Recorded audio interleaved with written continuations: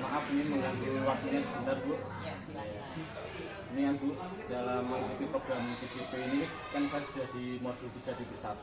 Nanti kebetulan ada tugas untuk mewawancarai seorang pemimpin. Salah satunya Bu Dianita ini sebagai kepala sekolah saya sendiri. Ya.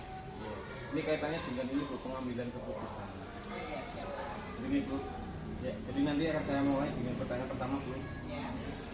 Ini kaitannya bagaimana Ibu Nita ini mengidentifikasi kasus-kasus yang merupakan dilema etika atau juga moral. Kalau saya biasanya saya lihat dulu karena ini benar. Iya, benar betul benar. Dan moral yang benar dan salah saya lihat dulu apakah kasus ini nanti dengan regulasi itu sesuai atau tidak. Kalau memang ada regulasi sudah jelas itu juga moral. Tapi kalau semuanya sesuai dan saya harus memutuskan maka saya harus mengambil langkah tertentu yang dilema etika. Terus ini Bu, terus bagaimana Bu? Kalau ini kan Ibu kan sudah di dalam memimpin sekolah ini kan tentunya sudah menghadapi permasalahan yang kaitannya dengan dilema etika ataupun rujukan moral yang benar. Ya.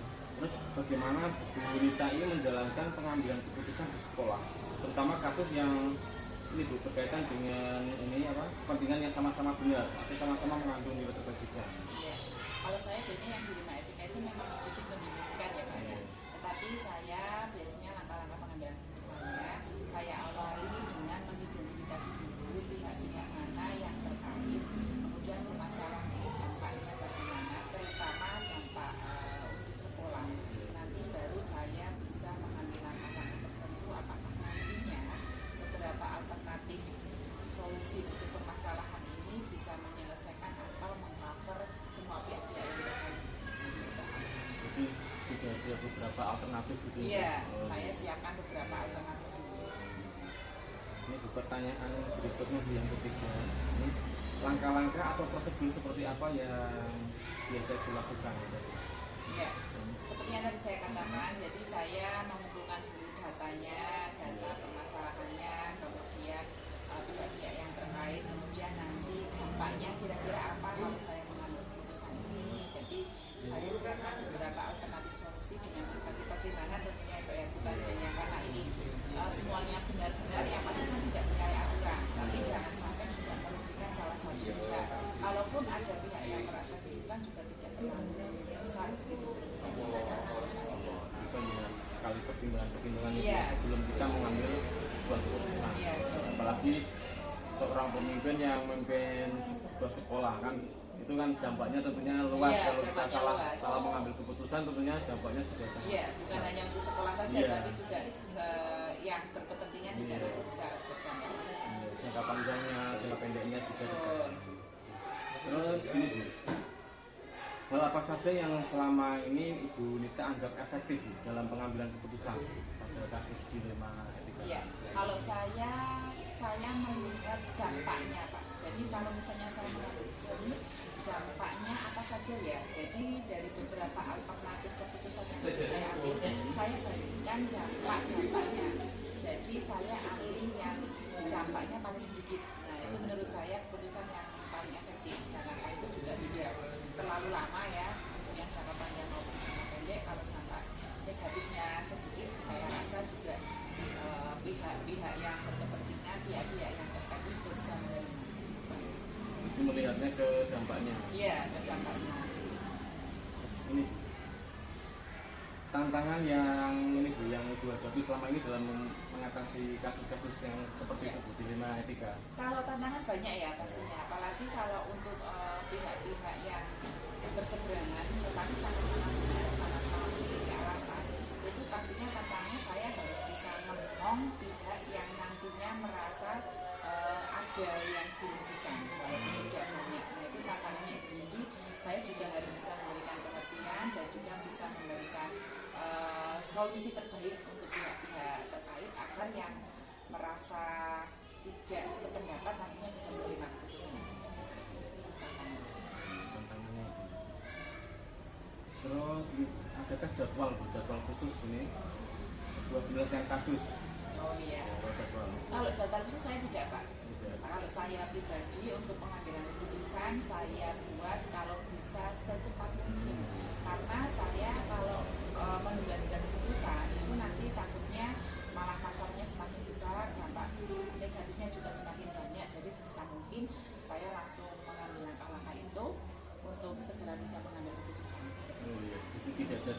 khusus, jadi langsung gitu ya, langsung Iya. ditindaklanjuti Betul. permasalahan yang ini agar tidak meluas ataupun dampaknya semakin besar. Betul Pak. Ya.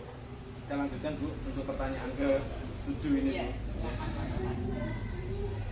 Adakah Bu seseorang atau faktor yang selama ini mempermudah atau membantu Ibu? Oh iya. Pastinya ada. Kalau kita di sekolah itu satu tim, saya kalau mengambil keputusan juga tidak bisa sendiri. Saya selalu minta pendapat dari rekan guru bagaimana keputusan yang terbaik nantinya, karena bisa saja pendapat saya berbeda dengan teman-teman guru dan saya pasti menghargai pendapat teman-teman guru untuk kami pertimbangkan bersama. Jadi kami musyawarahkan bersama. Saya sangat terbantu dengan pendapat teman-teman yang ada di sekolah. Berarti sebagai pemimpin dalam sekolah ini tetap ada ini ya Bu, tetap mau menerima masukan dari Iya, rekan-rekan ya, tetap meskipun mau. itu sebagai ibaratnya sebagai bawahan ini Bu. Iya, betul, Apakah Pak. Ibu menganggapnya itu sebagai bawahan atau rekan gitu Bu? Saya menganggapnya rekan Rekan, karena gitu. sama-sama untuk kemajuan sekolah Oh, iya. bersama-sama. Jadi kalau rekan itu lebih nyaman Oh, kalau gitu. misalnya mau musyawarah apa itu lebih enak. Saya seperti itu. Begitu juga dengan bawahan Bu. Kalau melihat bawahan atasan kan kurang ini juga. Iya. Ya, dalam menyampaikannya pun. Mau usul saja kadang Iya, takut begitu ya. takut. Iya. Jadi kalau dianggap rekan itu kan kayaknya sudah ini ya, tak sejajar kan Iya. gitu. Ya, jadi dalam menyampaikan pun lebih enak. Iya gitu. betul, karena tujuan sekolah kan pastinya sama ya antara Iya. kepala sekolah dengan rekan-rekan guru. Ini pertanyaan terakhir Bu untuk Oh, iya. wawancara hari ini Bu. Coba. Dari semua hal yang Ibu sampaikan tadi ya Bu ya, dari apa mengidentifikasi sampai pengambilan keputusan ini, hal yang telah disampaikan tadi, pembelajaran apa yang Ibu dapat Ibu petik Iya. dari itu? Kalau saya seperti merangkum ya Pak ya, Iya. merangkum obrolan kita tadi itu intinya kalau mengambil keputusan kita pertimbangkan beberapa alternatif solusi dan yang pasti kalau saya sendiri mengambil keputusannya yang dampak negatifnya paling sedikit. Gitu. Itu yang saya ambil selama ini. Jadi dengan pertimbangan-pertimbangan dari rekan-rekan, dengan pertimbangan dari mungkin kalau demikian sampai atasan pengawas ya, kalau Iya. kasusnya itu sampai keluar sekolah itu kan sampai begitu, saya pilih alternatif yang dampak negatifnya paling sedikit. Jadi tidak pihak-pihak yang terlibat itu tidak merasa dirugikan terlalu banyak. Jadi intinya Bu Nita ini dalam mengambil keputusan melihat ke dampaknya. Iya, Jadi betul. dampak yang paling sedikit itu yang akan Diambil diambil. keputusan ya. Terima kasih Bu waktunya untuk wawancara hari ini cukup. Iya, Jadi, sama-sama Pak Tata. Bu Nita semoga Bu minta doanya ini biar nanti apa dalam Iya. mengikuti program ini saya lancar itu. Semoga CGP-nya lancar, nanti lulus dengan hasil yang maksimal dan tugasnya bisa terlaksana dengan Iya. baik semua Pak Amin Tata. amin amin. Makasih Bu, selamat pagi ya. Ya, monggo.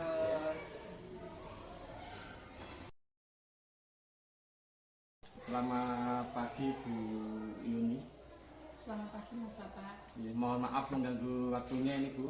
Panji. Seperti yang saya sampaikan kemarin melalui chat WA itu Bu, saya ada keperluan sama Bu Wahyuni terkait wawancara Bu. Iya. Ya, wawancara ini berkaitan dengan tugas saya sebagai CGP Bu di modul 3. Jadi saya harus mewawancarai 3 seorang pemimpin. Ya, salah satunya pemimpin yang saya pilih itu Bu Yuni ini. Ya. Terima kasih Mas. Ya, ini Bu nanti berarti saya akan menanyai Bu Wahyuni terkait dengan pengambilan keputusan Bu. Panji. Iya. Tentunya saya pengen banyak belajar dari Bu Wahyuni bagaimana mengambil keputusan yang nantinya berdampak yang baik kepada rekan-rekan di sini juga. Panji. Kita mulai ya Bu. Ya. Ini momen. Nah, Bu Yuni ini kan bagaimana Bu? Bu Wahyuni dapat mengidentifikasi permasalahan yang ada ini termasuk dilema etika atau bujukan moral. Ya, pada saat kita mau mengidentifikasi dilema etika atau tujuan moral, tentu saja kita tahu dilema etika itu kan kita dihadapkan dengan dua masalah Iya. yang benar Benar sama sama benar. benar, iya. Jadi, terus kemudian kalau bujukan moral kan benar sama Salah. salah. Kita dihadapkan dengan itu. Nah, pada saat kita dihadapkan dengan permasalahan yang sama-sama benar, berarti kita harus berpikir betul-betul matang untuk memutuskan suatu permasalahan agar nantinya keputusan kita itu tidak merugikan siapapun. Iya. Kemudian untuk bujukan moral, kalau bujukan moral itu kita sudah jelas ya, dimana kalau tidak sesuai dengan peraturan, tidak Iya. sesuai dengan norma yang ada, berarti kan itu kita harus memutuskan yang sesuai dengan peraturan, yang sesuai dengan norma. Ya, terima kasih Bu. Pertanyaan yang kedua ini Bu, bagaimana Bu Yuni ini menjalankan pengambilan keputusan di sekolah Ibu ini ya, terutama kasus yang tadi Bu, kasus yang dilema etika tadi, yang benar versus benar itu. Oh iya. Untuk kasus-kasus dilema etika, kita harus berpikir dulu bahwa nantinya suatu keputusan kita itu tidak merugikan kepada siapapun. Artinya manfaatnya untuk lebih banyak lagi. Pada saat kita mengambil keputusan itu, tentunya kita harus mengambil data-data dulu sesuai dengan yang ada di lapangan, sesuai dengan realita. Kita juga melihat bagaimana tanggapan-tanggapan orang lain ataupun rekan-rekan guru kita terhadap satu permasalahan itu, ataupun kepada siapapun pihak dari sekolah, mungkin dari siswa ataupun wali murid, sehingga apa yang kita putuskan nantinya itu benar-benar sesuatu yang sudah bulat, meskipun itu sama-sama benar tapi kita ambil yang paling benar, seperti itu Mas. Berarti banyak pertimbangan juga ya Bu, walaupun apa yang kita lakukan itu benar, tetap kita harus banyak pertimbangan. Betul. Terus ini Bu, hal apa saja yang selama ini Ibu anggap efektif Bu dalam mengambil keputusan yang terkait kasus itu Bu, dilema etika tadi Bu? Pertama, kita kumpulkan data dulu, data dari permasalahan. Yang kedua, komunikasi yang sehat, komunikasi yang sehat atau komunikasi yang positif dari yang baik yang terlibat maupun yang tidak terlibat dengan permasalahan seperti itu. Apalagi kita di sekolahan ini kan kita tidak bekerja sendiri, ada banyak yang terkait dari itu, rekan-rekan guru, kemudian juga siswa-siswa kita, itu sangat penting, sehingga komunikasi yang baik itu merupakan salah satu kunci utama untuk suatu pengambilan keputusan yang baik. Iya, intinya ada komunikasi ya. Walaupun itu pada apa? Kalau Ibu menganggapnya rekan guru ya, bukan atasan atau bawahannya gitu. Bukan, itu bukan. rekan guru. Dan saya itu adalah rekan. Oh iya. Iya. Jadi menurut saya itu memang lebih enak Bu kalau kita anggap teman-teman di sini ini bukan bawahan kita tapi rekan, jadi komunikasinya akan lebih ini enak seperti itu. Mereka pun akan menyampaikan masalah pun akan lebih leluasa gitu. Terus gini Bu, tantangannya Bu, tantangan dalam pengambilan keputusan tadi Bu. Ya, dilema etika itu memang perlu pemikiran karena ya itu tadi, misalnya kita dihadapkan dengan suatu rasa keadilan tapi di sisi lain ada rasa kasihan, ada rasa kasihan. Itu adalah satu yang sangat berat kadang-kadang. Di sisi lain kita harus menegakkan peraturan, tapi di sisi lain kita juga melindungi. Nah dari situ maka dengan pembicaraan dari hati ke hati, dengan komunikasi yang baik, insya Allah tidak ada salah paham seandainya kita mengambil suatu keputusan. Apalagi di sekolahan ini sudah ada kesepakatan-kesepakatan yang di awal tahun kita sudah tuliskan bersama-sama, sehingga pada saat kita dihadapkan dengan suatu masalah, kita kembalikan dengan kesepakatan awal seperti apa, konsekuensinya seperti apa, kita komunikasikan, insya Allah itu ya keputusan yang kita ambil tidak akan menyakiti siapapun. Kalau sudah menjadi kesepakatan di awal ya, jadi sudah tahu konsekuensinya apa kan gitu kalau kita melanggar kan seperti itu. Terus apakah Bu ini ada jadwal khusus Bu untuk menyelesaikannya? Kalau masalah-masalah seperti itu jadwal khususnya sih tidak ada ya Mas. Cuman kalau misalnya ada masalah kita ada tahapan-tahapan untuk menyelesaikan masalah tersebut. Nggak langsung kita ambil keputusan seperti ini, enggak, tapi ada tahapan-tahapan. Tidak ada tahapan dalam mengambil keputusan tadi yang tidak langsung diputuskan gitu. Jadi berarti tidak ada jadwal khusus ya Bu. Jadi setiap ada permasalahan langsung kita tindak dengan tahapan-tahapan tadi sebelum mengambil keputusan. Terus ini Bu, kalau tadi tidak ada jadwal berarti ini Bu, seseorang yang atau faktor-faktor yang membantu Bu, yang mempermudah Bu Yuni ini dalam mengatasi permasalahan-permasalahan dilema etika ini itu apa Bu? Banyak sih Mas, teman-teman guru itu juga sangat penting informasi yang kita terima. rekan-rekan itu sangat membantu seandainya ada permasalahan-permasalahan di sekolah. Masyarakat juga seperti itu, komite, terus wali murid itu juga membantu dalam hal ini. Namun paling banyak karena kita bekerja di lingkungan sekolah ini ya, yang paling banyak membantu adalah rekan-rekan itu. Iya, yang terdekat dulu. Iya. Jadi itu termasuk yang ibu tadi sebutkan sebagai rekan itu nih, termasuk yang membantu ibu dalam mengambil keputusan. Jadi pendapat-pendapat mereka juga ibu Saya tampung gitu ya. Jadi tidak serta-merta dari ibu sendiri kan gitu. Terus ini Bu, pertanyaan terakhir Bu, dari semua hal yang ibu sampaikan tadi Bu, pembelajaran apa yang dapat ibu ambil dari ini? Kita harus bijaksana dalam mengambil keputusan, karena kadang-kadang menurut kita baik belum tentu menurut orang lain baik. Maka kita harus melihat dari beberapa pandangan atau dari beberapa sisi untuk mengambil suatu keputusan, agar nantinya kita tidak menyesal dalam memutuskan segala sesuatu. Musyawarah, komunikasi yang sehat itu sangat penting bagi sebuah lembaga. Itu Mas. Ya, jadi banyak sekali pembelajaran yang sobat saya ambil Bu. Jadi Bu Yuni ini tentunya selain memperhatikan rekannya, juga dalam mengambil keputusan itu juga memperhatikan dari berbagai sisi gitu ya, termasuk dampaknya seperti apa gitu ya. Jadi, terima kasih Bu untuk wawancara hari ini, saya kira cukup. Terima kasih waktunya sudah mengganggu Bu Yuni ini. Terima kasih atas pembelajarannya ini dengan seperti yang dilakukan Bu Yuni ini sangat bijaksana bagi saya. Jadi keputusan-keputusannya tentunya tidak diambil dari satu sisi saja, tapi dari berbagai sisi. Tentunya hasil keputusannya tentunya akan lebih bijak. Ya.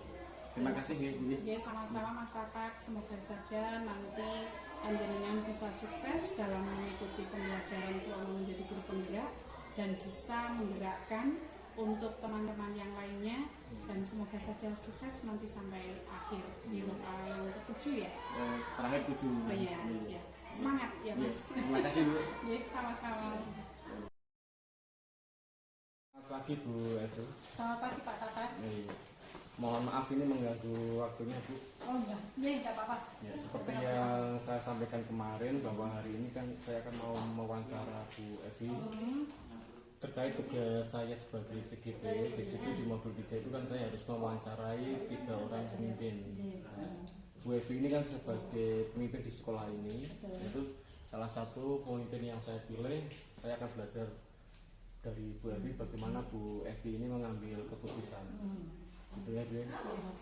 Ada waktunya Bu ya? Tidak ada lagi sibuk ya. Kita mulai ya Bu dari pertanyaan pertama. Bagaimana Bu Evi ini dapat mengidentifikasi kasus-kasus yang pernah Bu Evi hadapi, itu termasuk dilema etika atau bujukan moral? Oh iya, saya mengidentifikasinya ketika permasalahan atau kasus itu membutuhkan penyelesaiannya, itu membutuhkan penyelarasan antara peraturan yang ada dan hati nurani saya. Ngoten Pak, biasanya ngoten. Jadi saya bisa tahu bahwa itu bujukan moral ketika saya harus mempertimbangkan antara peraturan yang ada dengan hati nurani saya. Betul. Ini pertimbangan ya dasarnya ya. Bu, bagaimana Bu Evi ini menjalankan pengambilan keputusan, terutama terkait dengan permasalahan tadi, kasus-kasus dilema etika? Bagaimana ini Bu Evi? Oh, untuk pengambilan keputusannya, saya biasanya akan melihat permasalahan tersebut dari 2 sisi, yang bermasalah atau kasus tersebut. Kemudian saya berusaha menempatkan diri saya untuk berada di luar dari kedua sisi tersebut. Atau misalnya ada suatu pertentangan jadi saya berusaha berada di luar kedua sisi tersebut. Kemudian saya juga meminta pendapat dari senior saya atau orang yang saya teladani, orang yang lebih bijaksana. Kemudian saya juga sering meminta pendapat atau bermusyawarah dengan rekan-rekan kerja. Oh ya, jadi dalam pengambilan keputusan tetap melibatkan rekan-rekan, terus kita memposisikannya kita ini sebagai di luar dari dua pihak yang bermasalah tersebut gitu ya. Saya tidak memihak. Oh ya. Terus untuk langkah-langkahnya Bu, langkah-langkah atau prosedur seperti apa yang Bu Evi lakukan selama ini? Oke, untuk langkah-langkahnya ya itu yang pertama saya harus menetapkan dulu permasalahan itu seperti apa, posisi sebenarnya permasalahan itu seperti apa. Kemudian saya membuat beberapa alternatif permasalahan dengan dampak-dampaknya, baik dampak positif maupun dampak negatifnya. Dari beberapa alternatif tersebut kemudian saya menganalisa manakah yang merupakan pemecahan masalah yang terbaik, di mana dampak positifnya lebih banyak, dampak negatifnya lebih sedikit. Jadi pertimbangan-pertimbangan perlu diperhatikan dulu ya sebelum kita mengambil suatu keputusan. Ya, jadi itu. Terus hal-hal apa saja Bu yang Ibu anggap ini efektif dalam pengambilan keputusan? Hal yang paling efektif menurut saya selain juga bermusyawarah dengan teman-teman adalah ketika saya merenungkannya kembali, biasanya seperti itu. Ya berrebut dengan teman-teman, merenung atau memikirkannya ulang lagi. Iya. Jadi tetap apa? Selain masukan dari teman-teman, tetap Bu melakukan perenungan juga, memikirkan kembali lah. Mempertimbangkan dampak-dampak Betul. dari solusi-solusi yang ditawarkan rekan-rekan gitu ya. Jadi itu. Jadi terus untuk hal-hal yang ini Bu yang menjadi tantangan buat Bu Evi ini dalam mengambil keputusan ini Bu pada kasus-kasus dilema etika ini. Tantangannya itu, kalau saya tantangannya itu Pak, harus menyelaraskan antara peraturan yang ada dengan hati nurani saya, seperti itu, atau harus menyelaraskan antara yang benar dengan yang benar. Nah, tentu intinya di penyelarasan itu Pak, menurut saya Pak, tantangannya seperti itu. Tantangannya jadi itu ya, walaupun benar versus benar tetap banyak pertimbangan. Betul. Ya, kita jelaskan mana yang mana yang paling baik, yang dan positifnya paling banyak ya teman. Terus ini Bu, apakah Bu Evi ini ada jadwal khusus untuk mengatasi permasalahan-permasalahan dilema etika ini? Kalau saya tidak punya Pak, Tidak punya. sampai hari ini saya belum punya, karena permasalahan seperti itu kan tidak setiap hari ada atau tidak setiap waktu terjadi. Namun biasanya untuk penyelesaiannya saya lakukan secepat mungkin. Kalau misalnya itu bisa dilakukan harus atau bisa dilakukan saat itu juga, maka saya akan selesaikan saat itu juga. Kalau tidak ya saya renungkan dulu, saya mencari pendapat yang lainnya dulu, baru nanti kemudian saya putuskan. Jadi, lihat situasi juga sih Pak. Jadi memang benar ya. Jadi untuk permasalahan kan tidak timbul setiap hari. Kadang kita sudah dijadwalkan belum tentu ada masalah. Jadi untuk permasalahan intinya itu ya sesegera mungkin diselesaikan gitu. Supaya tidak terlalu larut. Meskipun tidak ada jadwal kan. Betul. Tetap prioritas gitu. Ini Bu, pertanyaan berikutnya terkait faktor yang membantu atau seseorang yang membantu Bu terkait Bu Evi dalam mengambil keputusan ini, mungkin siapa saja bisa disebutkan? Kalau pihak yang membantu seringnya ya beberapa kali saya juga mendengarkan pendapat orang yang lebih senior dari saya atau teladan saya itu orang yang lebih senior dari saya. Saya juga sering berembuk dengan teman-teman. Jadi teman rekan kerja maksud saya. Jadi itu rekan kerja dan orang yang lebih senior.